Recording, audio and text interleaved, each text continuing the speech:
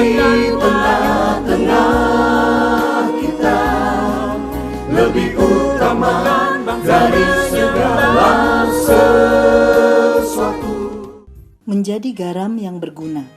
Garam memang baik, tetapi jika garam menjadi hambar, dengan apakah kamu mengasinkannya?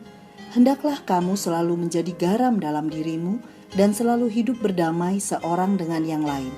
Markus 9 ayat 50. Sahabat Iktus yang dikasihi Tuhan, Alkitab Perjanjian Lama mencatat beberapa peranan penting garam dalam kehidupan bangsa Yahudi.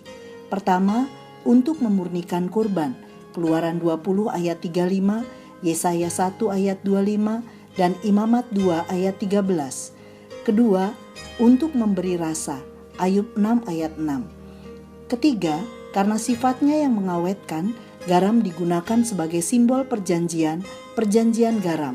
Bilangan 18 ayat 19, 2 Tawarikh 13 ayat 5. Kata garam dalam Injil Matius 5 ayat 13, kamu adalah garam dunia, dipakai Yesus untuk menunjuk pada kehidupan pengikut-pengikutnya. Perumpamaan tentang garam dalam perikop ini, Yesus tujukan khusus bagi murid-muridnya. Bandingkan Markus 9 ayat 30-31. Seperti halnya garam yang melewati proses pemurnian sehingga menjadi sangat berguna, Tuhan menghendaki kehidupan setiap murid Kristus juga mengalami proses supaya berguna bagi kerajaan Allah. Kita akan melihat 4 hal penting yang dapat menolong kita untuk menjadi murid yang berguna bagi kerajaan Allah. 1. Menjadi garam yang berguna merupakan sebuah pilihan. Ayat 50a. Kalimat garam memang baik, tetapi jika garam menjadi hambar, dengan apakah kamu mengasingkannya? Menunjukkan adanya 2 kualifikasi garam, yaitu garam yang baik dan garam yang hambar. Garam yang baik adalah garam yang berguna, menunjuk pada hidup orang percaya yang berguna bagi kerajaan Allah. Hidup kita dikatakan berguna apabila kita hidup selaras dengan tujuan Tuhan dan bisa mempengaruhi orang lain untuk hidup selaras dengan tujuan Tuhan juga.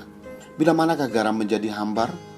Bila disimpan di tempat yang salah, tempat yang basah atau lembab, tidak mengalami proses pemurnian dari lumpur dan partikel lainnya.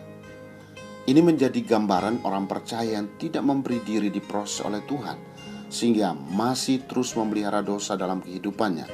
Ayat 43, 45, dan 47.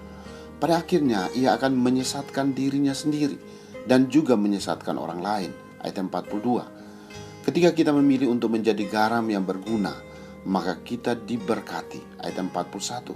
Sebaliknya jika tidak, kita akan mendapatkan hukuman. Ayat 42. 2. Menjadi garam yang berguna secara utuh. Ayat 43-47. Jika tanganmu menyesatkan engkau, penggallah. Ayat 43. Jika kakimu menyesatkan engkau, penggallah. Ayat 45. Dan jika matamu menyesatkan engkau, cungkillah. Ayat 47. Ayat ini mengingatkan kita bahwa hidup yang berguna membutuhkan totalitas anggota tubuh yang dipersembahkan untuk kemuliaan Tuhan. Bahkan firman Tuhan katakan, lebih baik engkau masuk ke dalam hidup dengan tangan kudung, timpang dan bermata satu, daripada dengan utuh dibuang ke dalam neraka. 3. Menjadi garam yang berguna harus melewati sebuah proses.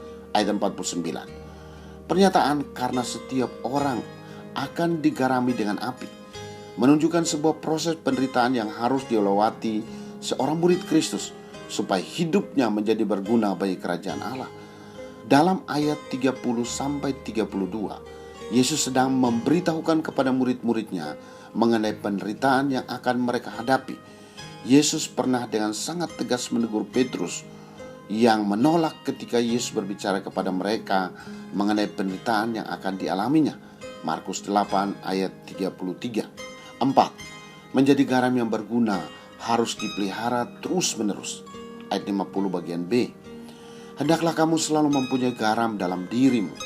Kata selalu menunjukkan hidup yang berdamai secara terus-menerus. Seperti halnya garam yang dibutuhkan dimanapun, kehadiran kita dimanapun hendaknya memberi dampak. Kehidupan yang berguna juga tidak hanya dalam waktu-waktu tertentu saja, tetapi kehidupan yang berguna bagi kerajaan Allah harus terus diperjuangkan sampai akhir hidup kita. Bandingkan 2 Timotius 4 ayat 7. Sahabat Iktus, Tuhan menghendaki agar hidup kita berguna bagi kerajaan Allah, yaitu melalui kesaksian hidup kita, ada orang yang bertobat dan diselamatkan. Melalui kesaksian hidup kita, ada orang yang bertumbuh secara rohani, dan melalui hidup kita, ada orang yang berkomitmen untuk mempersembahkan hidup melayani Tuhan. Seperti halnya garam harus melewati sebuah proses untuk menjadi berguna, demikian juga hidup kita sebagai murid Kristus. Tuhan Yesus mau supaya saya mempersembahkan seluruh hidup saya untuk diproses terus-menerus menjadi serupa Kristus melalui persekutuan dalam penderitaan, sehingga hidup saya semakin berguna bagi kerajaan Allah. Saya tidak mau satu bagian dari tubuh saya melakukan sesuatu yang tidak berguna, karena Tuhan menginginkan totalitas hidup saya. Biarlah saya selalu berdamai dengan orang lain, memberi dampak dalam kekekalan, sehingga saya berguna bagi kerajaan Allah. Sahabat Iktus yang dikasihi Tuhan, apakah saya memilih untuk menjadi garam yang berguna secara utuh? Proses apa yang saya alami agar saya menjadi garam yang berguna? Apakah saya terus-menerus menjaga garam saya tetap menjadi berguna? Tuhan Yesus, saya tidak mau menjadi garam yang tidak berguna. Biarlah melalui hidup saya ada orang yang dapat mengenal Engkau sebagai Tuhan dan Juru Selamat. Ada lagi pribadi yang bertumbuh dan menyerahkan diri untuk melayani-Mu. Tolong saya agar menikmati setiap proses yang meskipun menyakitkan, tapi Tuhan berkarya di dalamnya, sehingga saya menjadi garam yang berguna secara utuh. Saya berdoa agar saya tetap memelihara kehidupan yang menjadi berkat sampai akhir hidup saya. Amin. Jika garam itu menjadi tawar, dengan apakah ia diasinkan? Tidak ada lagi gunanya selain dibuang dan diinjak orang. Kristuslah yang harus ku beritakan hingga datangmu Kristus.